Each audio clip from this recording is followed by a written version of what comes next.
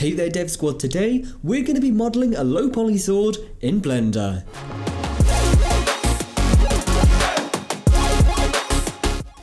My name is Luke, and in today's episode we're going to be showing you how you can model this low poly sword in Blender. We're going to be breaking down the process step by step, introducing you to all of the tools and techniques that you're going to need to make this piece. But without further ado, let's go ahead and dive into the video. Okay, so now that we're inside of Blender, the very first thing that we want to do is add a reference image into the scene to aid us in the modelling process, so we can see exactly what we're meant to be modelling, and we can start to analyse things like the curves, the shape and the scale and all of that good stuff. So to add a reference image, all you've got to do is go to Add, Image and then Reference, and then from here all you need to do is go ahead and select the sword image. There's a link to this in the description down below. And as you can see here, it has now brought this image into our scene on a flat plane, and we can position this to help us. So what we're going to do is, with this image selected, what we're going to do is go over to the properties here. We're going to go to our rotation and we're going to set this to 90 on the X, 0 on the Y and 0 on the Z. And what you can see here now, that's just straightened it out, making it nice and easier for us to read. Now in terms of scale, we are going to be setting this to 2 times the size on the X, the Y and the Z. And just like that, we've now got something that's a little bit easier to work with. And if you wanted to, you can even make this bigger to make it a little bit easier to follow along. So go ahead and set this to 4. And hopefully also using this properties panel, changing the settings for this image should make you more comfortable with editing the properties of an image from the properties panel. So in terms of the location, we're also going to be moving it to the side a little bit. For me, in this case, I'm going to be moving it along the Y-axis. So I'm going to press G to grab and move, and then I'm going to press Y because it's the Y-axis, and then I'm just going to pull it back just like this. So now that we've got our sword in here, let's go ahead and take a look at a breakdown of the different parts of this sword so that we can start modelling it. And I actually modelled this in 4 parts. I did the blade, the hand protector, the handle, and then this decorative element at the bottom. Each of those were separate different meshes. So this is just something that I've done so that I can assign a different material to each of them. So let's go ahead and start off with the very first part of this sword. For me, this is going to be this decorative element down at the bottom here. And you can see in terms of the base shape that that is essentially just a cube. But there is a little bit of a lip on here that is extruded out, and we're going to be showing you exactly how to do this. So we've already got our cube in our scene here. So what we're going to be doing is selecting this. We're going to go and press Tab to go into our object editing mode, and then we're just going to thin it out just like it is in the image. So to do that, we're going to select our face selection tool in the top left here, and we're then going to select the top face. We're going to press G, and then we are going to press Z so that we can move this along the Z axis, just like that. And I think that for me is about right. So we've now thinned that out. The next thing that we need to do is essentially give us this nice smooth edge. And the way we're going to do this is by pressing I to inset this face, and then we are going to bring it in just like that. And we're going to press left click to confirm. But what we do have now is an inset face that we can move. And if I was to press G to grab this face that's already selected, and then Z, I can move this to get that decorative shape there that I've got. And in terms of the bottom of our sword, the decorative element, that is absolutely everything that I'm looking to have. So that section is now done. So hopefully that should give you a better understanding of how you can use the object editing mode to quickly select a face, move it, and also a quick introduction to the inset tool. So now that we've done that, let's go ahead and make the handle. And the way we're going to make the handle is by coming out of this object editing mode. We are going to add a new mesh, and this For us, it's going to be a cylinder. And the reason why I've gone for a cylinder is because I want something that's already rounded and we don't have to make any changes to that. And in terms of scaling this, it's really straightforward. All I'm going to do is press S to scale this, and then I'm just going to be making it nice and thin so the hand can go round it. So I'm going to be pressing S, and then I'm going to be thinning it out on the Y-axis, so Y, and then I'm just going to be making it nice and thin, just like that. You can do this by hand, like I did, or you can also just play around with numbers. But that, for me, is enough. I'm then going to scale this again on the X-axis to make it fit within this decorative element. So scale, which is S, and then the X-axis, so I'm only going along there, and then we are just going to be bringing this in so it fits within the decorative piece, just like that. And as you can see, we've now got the foundation for our handle.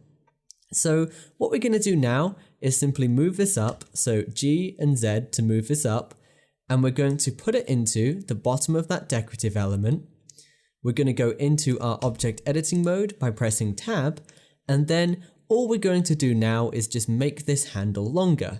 So select this top face with the face selection tool, and then if we zoom out, we're then going to press G to grab it. We're going to be going on the Z axis, and we're going to bring this up just like that. So we've now got our longer handle, and that is our handle done. So now that we've got our handle done, let's go ahead and move on to making the handguard. And this is going to be a little bit more complicated because we've got a bit of an edge to it. So let's move on to doing just that. So press Tab to come out of your object editing mode again. And then with that done, what we're going to do is add a brand new mesh. And this time we are going to be working with a cube. And then what we're going to do is just grab this by pressing G along the Z axis, and we're going to be moving it along just like that. And we're going to be moving it up to the top of our handle. Now, if we look at our reference, what we are going to be doing is essentially just extruding this out, and then with that, we are just going to be moving it further up on the edges as we go along. So let's do that. And we're going to use the loop cut tool to achieve this. So first things first, I am going to scale it up on my X-axis so it looks a little bit like that.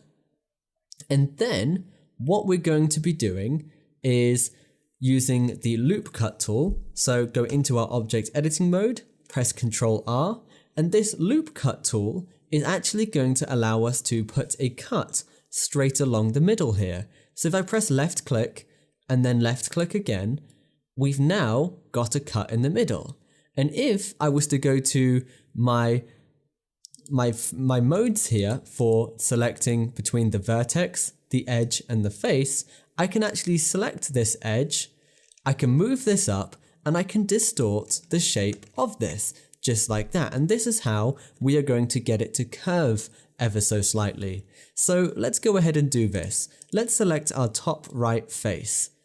And with this, what we're going to do is press G, and then we're going to be moving this on the X-axis. And as you can see in the top left-hand corner, we've also got a value. So if I move this by 1, it is going to go inside. But if I move this by -1, it is going to go out, which is what I'm after. And with that done, we're then going to do the same thing on the other side. So grab X and then 1. And then again, this time, what we're going to be doing is making it go up ever so slightly. So we're going to press G to grab this, Z because it's going up and down on the Z axis, and then we're going to do 0.3, just like that. And as you can see, we're starting to get a curve, and we can do the same thing on this side. So grab, which is G, Z, and then 0.3 and move it up. And then from there, what you're going to be doing is the same thing on the bottom edges too. So grab X, and we're going to be bringing this out by -1. on the x-axis, and then we're going to be grabbing this, pressing Z, and we're going to be moving this up by 0.3, just like that. And then do the same thing on the other side. So grab on your X, and we're going to be moving this by 1, and then we're going to be grabbing this on the Z, and then we're going to be moving this by 0.3, and what we should have is something that looks just like that. And as you can see, the very beginnings of our handguard is really starting to take shape here. So what we're going to do now is just repeat this process and take out some extra cubes from this side, and then just continue with that curve. So with that said, let's go ahead and do that. So the way we're going to do this is by actually selecting this face that we've got here, and we're going to press E to extrude this, and then what we can do is we can actually add this extrusion, so it just makes it longer. It makes our hand protector longer, which is exactly what we want to do. So with that done, we are going to set this to an extrusion of 1.5, just like that, and then we're going to do the same thing on the other side. So we are going to click this face, we're going to press E to extrude, and then we're going to type in 1.5. And as you can see here, this is now longer. And all we have to do is select this face, because before we move the edges, which is one way of doing it, but the reason why I wanted to do this method is so I can show you another way of just moving this up, is I can actually select this face and this face by holding down Shift and then left click to select both of these. But then if I press G to grab both of these and Z, I can move them up together at the same time, just like that. And what I'm going to be doing is just having it so it looks a little bit like that. So you can see, instead of typing a number, I can just move it with my mouse to get the shape that we're after. And if you wanted to, you can adjust that as much as you like. So if I press Ctrl Z, I can move this up or down, but make sure that it's only ever on the Z axis. But for me, this is looking really nice. So that is our handguard pretty much done at this point. What I'm going to do is thin this out ever so slightly by coming out of our object editing mode, and then we are going to scale this on the Y and just make this thinner ever so slightly to 0.8 just to make this thin. But that is working for now. If you guys need to, if you feel like your perspective is a little bit off, or your proportions rather are a little bit off, you can also just grab this and you can make the handle bigger, which I'm going to do. So I can select this mesh here for my cylinder, select the face, grab it, and just bring it up into our handle, just like that. So now that we actually have our hand protector, our handle, and our decorative element, let's go ahead and show you the bit that you guys have probably been waiting for the most, which is the blade. So making the blade is another mesh of its own. To achieve this, what we're going to do is come out of our object editing mode by pressing the Tab key, and then we are going to add a brand new mesh of the type cube, and then we're going to grab this by pressing G and then Z and bringing it up. And we're going to bring this just above the handguard, just like that. And with this done, we're now going to thin it out so it fits within the handguard, and then that's when we're going to be starting to make the sharp edges using these modeling tools. So we're going to be pressing S and then Y to thin this out on the Y axis, just like that.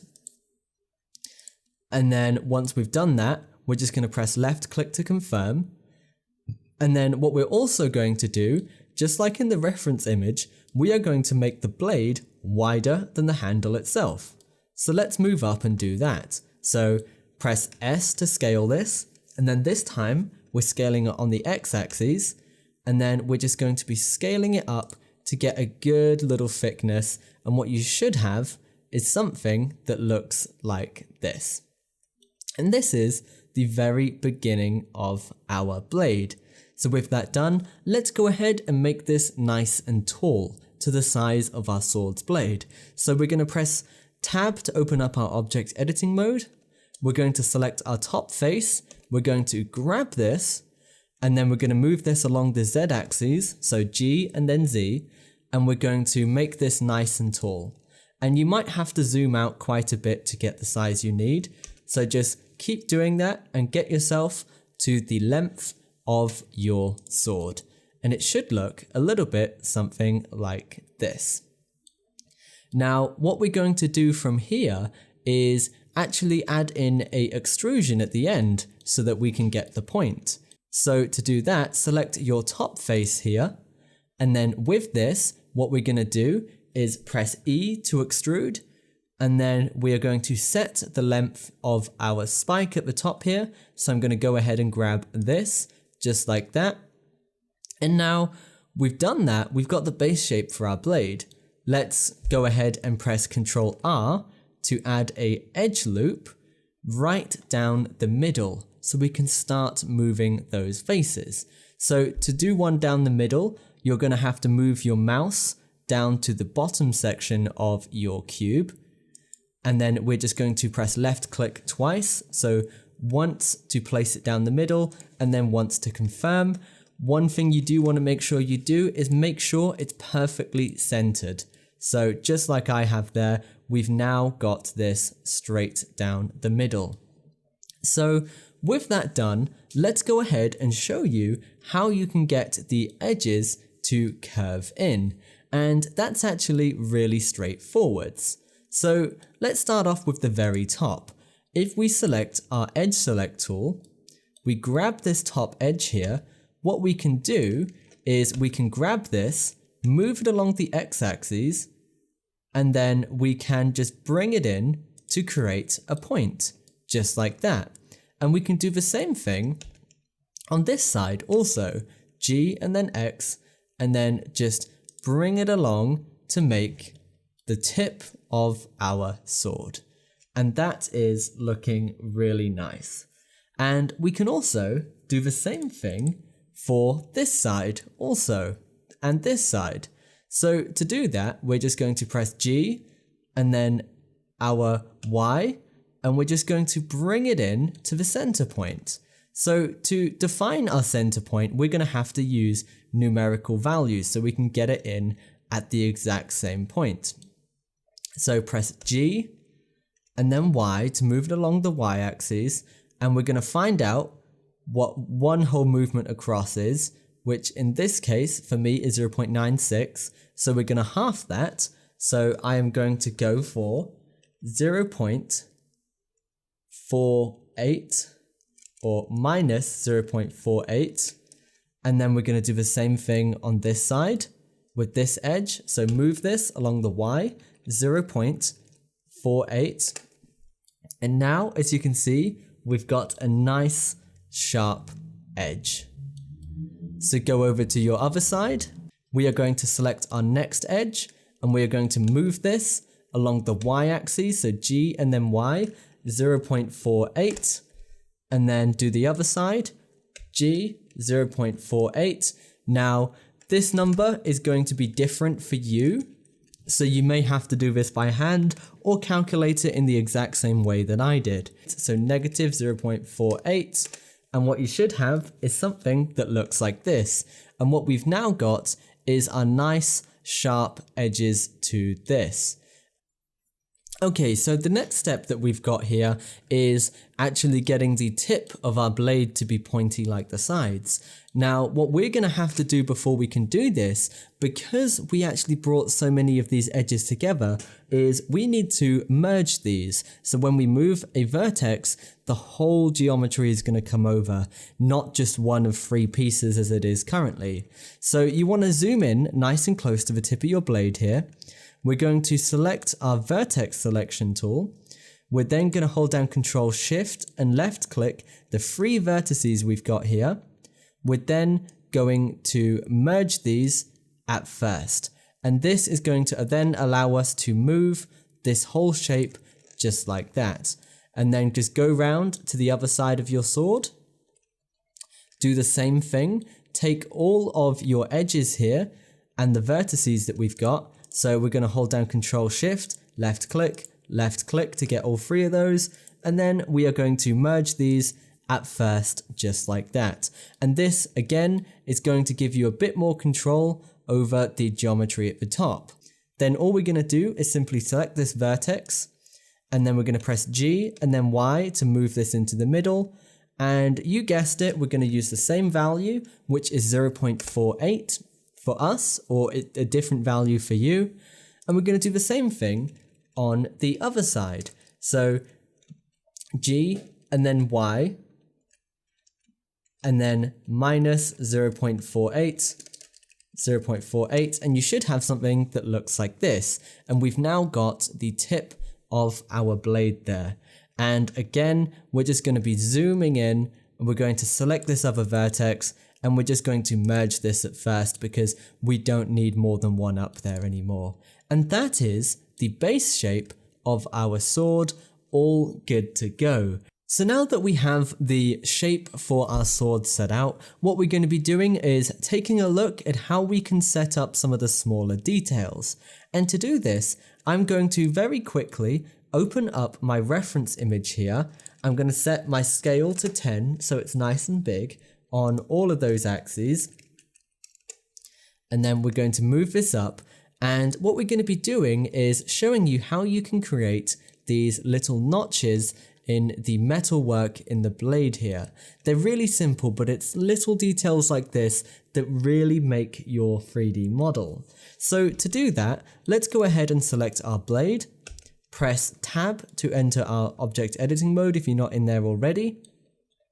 And then all we're going to do is clean up our geometry first. So we're going to merge the vertexes in these corners here, and also at the bottom here as well, because we moved those faces together. So go up to the top here. We are going to select our vertex editing mode or vertex selection mode. We've got one vertex here. There's also a second one in here. You might have to get real close to be able to select that, but if you hold down Shift and then left click, you've got two vertexes. We are going to merge these at first. We're going to do the same thing on the other side here.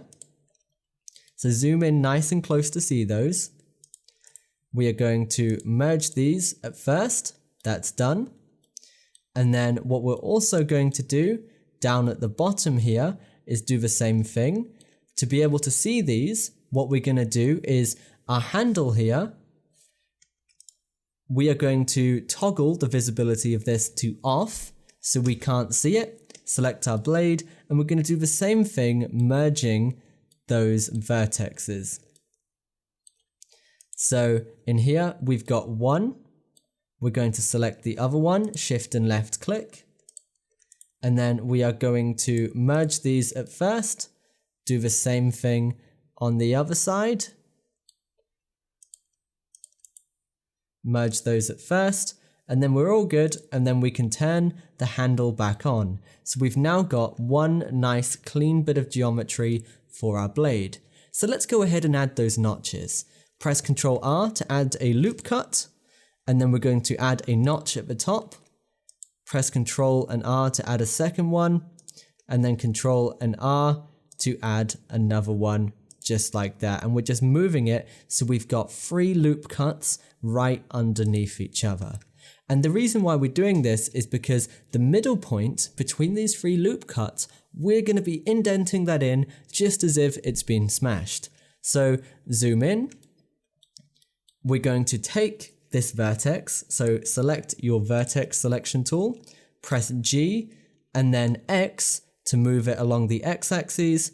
And then just like that, we have now got our indentation, which is looking quite good. And you can add as many of these as you like. So you can see I've got one at the top here. I've then got another one at about 3/4 and a couple more. So it's entirely up to you guys to add as many of these indentations using the loop cut tool as many times as you like. But for now, this is going to be my sword finished in terms of the mesh. If you guys want to add more details, by all means, you can go ahead and do that. That's it for this video. Hopefully you have learnt a whole bunch of new tools and techniques as you've gone through the process of creating this sword. I'll see you in the next video, and don't forget to check out our Patreon, but as always, stay awesome, keep creating, Vertice signing out.